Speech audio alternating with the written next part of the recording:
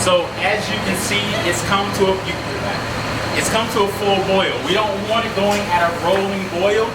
So basically, you're gonna cut it down to a simmer once it gets started. Okay? It will generate a little bit of foam on the top from your honey, which is okay. All right? Cut it down to a nice simmer.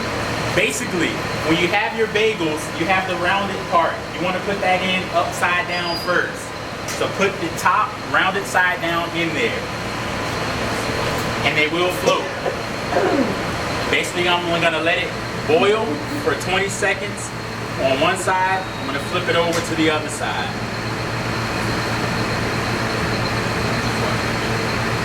Flip.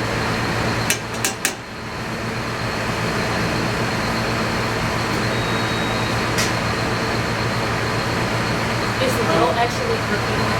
A little bit, yes. But it's gonna give you that sugars in it and get that chewiness on the outside. A little bit. Yeah, I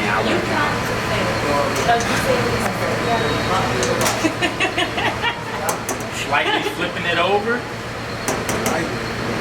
Yep. You'll notice the dough will slightly expand a little bit more. It'll become, the tightness will come more into your dough as well.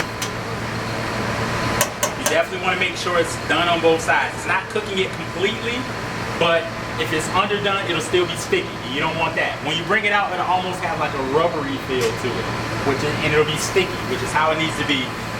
That way the toppings will stick to it.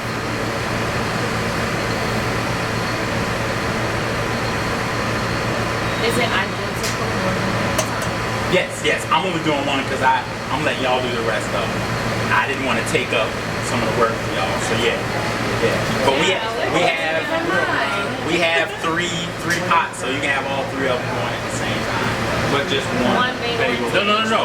You can fit like 3 or 4. Like, don't stack them on top of each other, but as many that can fit in the circumference there.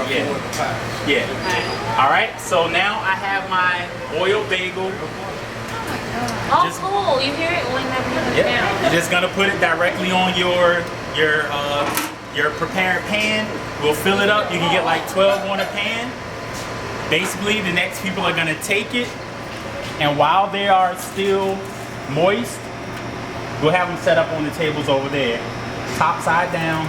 Just bring it in there. You don't need to mash it or anything like that. Bring it back and just put it on your tray.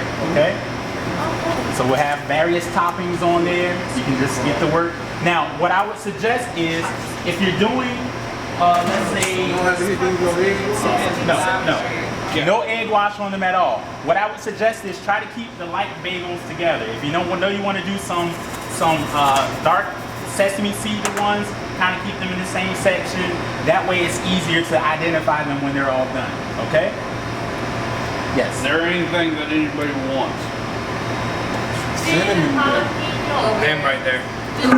I'll tell you what. A couple people will start over here. The other people will get with David. And y'all gather more toppings. Put them on the tables over there to spread out. All right. Good.